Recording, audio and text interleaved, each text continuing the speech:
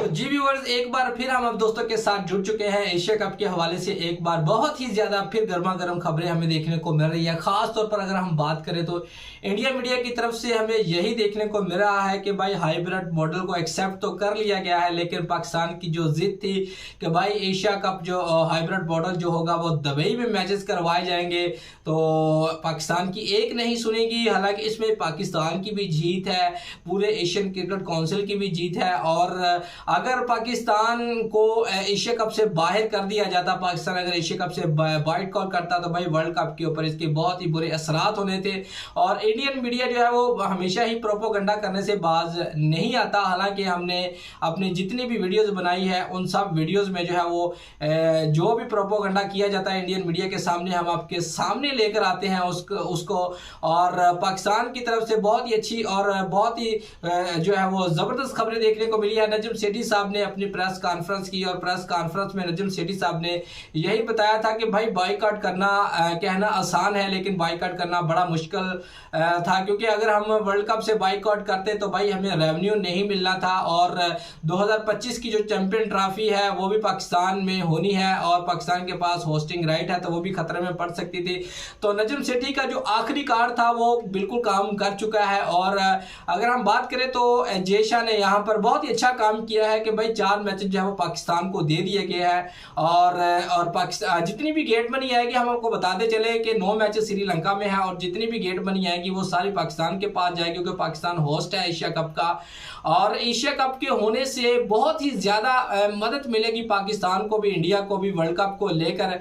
अगर देखा जाए तो वर्ल्ड कप जो है वो अक्टूबर में 15 अक्टूबर को पाकिस्तान और इंडिया का मैच रखा गया है। अभी नरेंद्र मोदी स्टेडियम में फिलहाल जो है वो रखा गया है, लेकिन पाकिस्तान की जो गवर्नमेंट है वो देखेंगे कि इजाजत देती है अपनी टीम को इंडिया में आने के लिए। लेकिन मेरे ख्याल में ये पाकिस्तानी गवर्नमेंट जो है वो जरूर इजाजत देगी अपनी टीम को इंडिया में आने के लिए, क्योंकि भाई 2025 की जो चैंपियन ट्रॉफी है उनके पास होस्टिंग राइट है। और अभी इंडियन मीडिया जो है वो ये भी खबरें फैला रहा है कि भाई 2025 की चैंपियन ट्रॉफी भी पाकिस्तान से जो है वो होस्टिंग राइट छीन कर किसी दूसरे कंट्री को दे दिए जाएगी। ऐसा बिल्कुल नहीं होगा, ठीक है। एशिया कप का मामला और है और आईसीसी का मामला और है, ठीक है। आईसीसी जो है वो पाकिस्तान को होस्टिंग राइट दिए गए हैं, वो पाकिस्तान के पास ही रहेंगे, क्योंकि होस्टिंग राइट किसी भी कंट्री से उस वक्त छीने जाते हैं या तो उनके मुल्क के अंदर सिक्योरिटी रीजन हो या फिर उनके पास जो है वो कोई पैसा ना हो एशिया कप इवेंट को करवाने के लिए, उनके पास सहूलियात में ऐसा ना हो। तो पाकिस्तान के पास सब कुछ है और पाकिस्तान जो है वो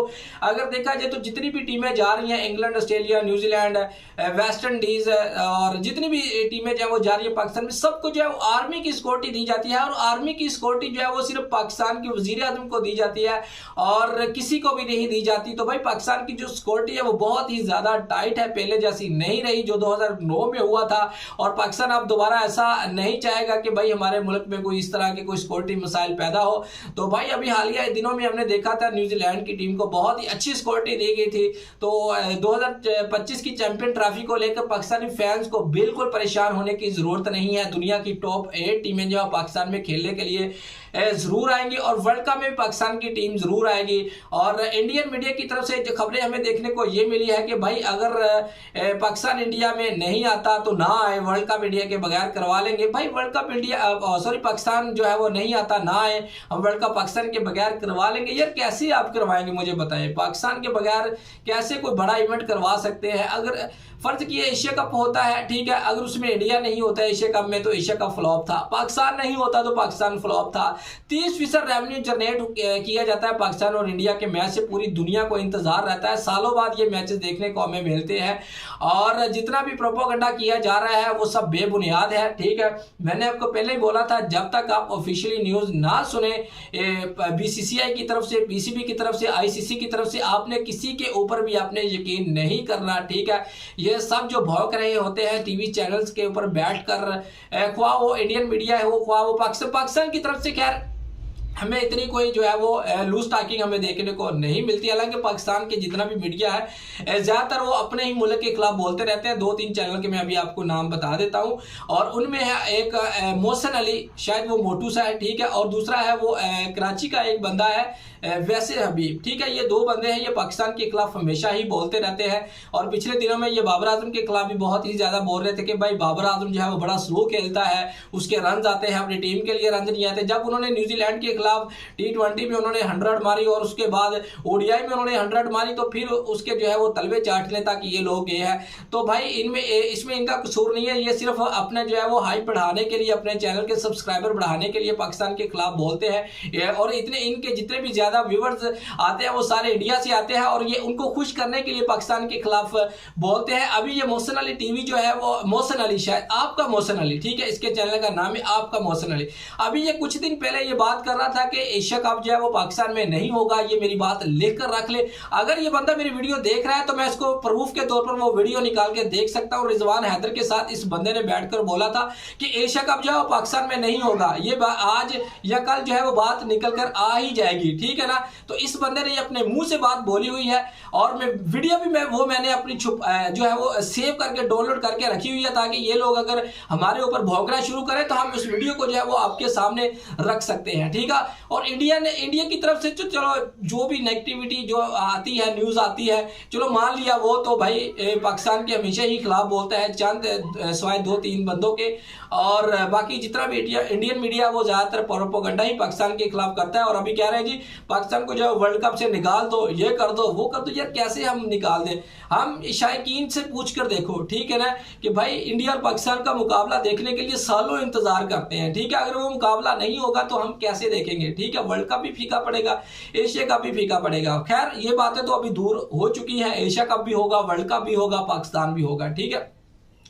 और शुएब अख्तर की तरफ से एक बहुत बड़ी खबर देखने को मिली है। शुएब अख्तर ने अपनी एक इंटरव्यू में कहा कि भाई अगर मैं दुनिया के 11 बेस्ट बॉलर्स की टीम निकालूं तो उसमें कोई भी भारतीय बॉलर्स नहीं होगा। उसके पीछे जब उनसे पूछा गया कि इसके पीछे क्या रीजन है, तो भाई उन्होंने बताया कि जितने भी बड़े मैचेस होते हैं ICC इवेंट के, फाइनल हो, सेमीफाइनल हो, उसमें इंडियन टीम हमेशा ही अपनी जो है वो बैटिंग लाइन के बलबूते, बैटिंग के ऊपर जो है वो जीता हमें नजर आता है। बिल्कुल उन्होंने अच्छी बात की है।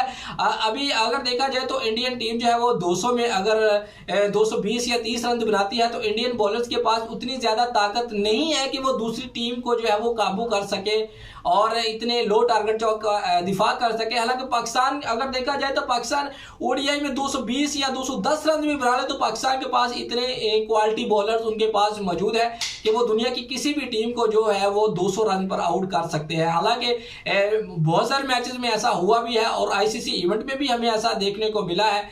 तो शुएब अख्तर की कई हद तक बात जो है वो बिल्कुल ठीक है। उन्होंने ज़्यादातर बोला कि ऑस्ट्रेलिया और पाकिस्तान के बॉलर्स की टीम जो है वो मैं निकालूंगा और 1-2 न्यूजीलैंड के बॉलर्स की बात की है और एक उन्होंने डैनियल वेटोरी की बात की थी और दूसरा शाइन बॉन्ड। शायद आप जो यंग है उनको नहीं पता होगा शाइन बॉन्ड का, उनके पास बड़ा अच्छा पेसर था न्यूजीलैंड की तरफ से, बड़ी अच्छी बॉलिंग की है उन्होंने। तो दोस्तों एशिया कप को लेकर अभी जो है वो क्या उसको कहते हैं शेड्यूल अभी 1 से 2 दिन में सामने आने वाला है। हम आपके सामने जैसे ही शेड्यूल आएगा हम आपको ज़रूर बताएंगे। और ये जितनी भी प्रोपोगंडा किया जा रहा है पाकिस्तान के साथ तो वो सब बेबुनियाद खबरें हैं। आप लोगों ने जब तक कोई ऑफिशियल इस तरह की खबर देखने को नहीं मिलती आप किसी के ऊपर भी यकीन मत किया करें। हालांकि नजम सेठी साहब ने कहा कि भाई अगर हमारी जो है गवर्नमेंट इजाज़त देगी ना कि भाई जाकर इंडिया में वर्ल्ड कप खेले तो फिर हम जाएंगे। अभी पाकिस्तान की तरफ से यह कन्फर्म नहीं किया गया कि भाई वो वर्ल्ड कप में खेलने के लिए आ रहे हैं या नहीं आ रहे। तो मेरी अगर बात पूछी जाए तो पाकिस्तान की टीम जो है वर्ल्ड कप में खेलने के लिए आएगी, जरूर आएगी। और इंडियन टीम भी 2025 में चैंपियन ट्रॉफी खेलने के लिए पाकिस्तान जरूर जाएगा। ये मेरी बात आप लिख कर रख ले, ये मेरी वीडियो ये जो है वो आप सेव करके रख सकते हैं, ठीक है। और ये थी आज की खबरें। अगर आपको हमारी ये वीडियो अच्छी लगी है तो वीडियो को लाइक जरूर करें। श्रीलंका के खिलाफ भी पाकिस्तान ने अपने बहुत ही तगड़े स्क्वाड का ऐलान कर दिया, लेकिन उसमें मोहम्मद अब्बास को एक बार फिर ड्रॉप किया गया है जो कि बहुत ही शर्मिंदगी की बायस अगर देखा जाए तो इंग्लिश काउंटी में मोहम्मद अब्बास ने बड़ी अच्छी परफॉर्मेंस का मुजाहरा किया और पाकिस्तान की तरफ से भी उन्होंने बड़ी अच्छी बॉलिंग का मुजाहरा किया और पाकिस्तान को टेस्ट मैच भी जितवाए हैं उन्होंने। लेकिन समझ से बाहर है कि हसन अली को बार बार टीम में क्यों लेकर आया जाता है, हालांकि उनके पास ना कोई स्विंग है ना कोई उनके पास पेस है। और अगर हम मोहम्मद अब्बास की बात की जाए तो उनके पास एक अच्छी लाइन और लेंथ भी मौजूद है और इंग स्विंग बड़ी अच्छी करते हैं और विकेटें भी निकाल कर देते हैं। और दूसरी बात अगर बात की जाए, साजिद खान को एक बार फिर ड्रॉप किया गया है, यह भी बहुत ही अफसोस की खबर है। तो आप बताएं कि क्या साजिद खान और मोहम्मद अब्बास को श्रीलंका के खिलाफ स्क्वाड में होना चाहिए था या नहीं होना चाहिए था? नीचे कमेंट बॉक्स में अपनी राय का इजहार ज़रूर करें। और जैसे ही कोई और खबर हमें देखने को मिलेगी तो हम आपके साथ ज़रूर शेयर करेंगे। तब तक आप लोगों ने अपना ख्याल रखना है और हमें दुआ में याद रखना है। Bye bye.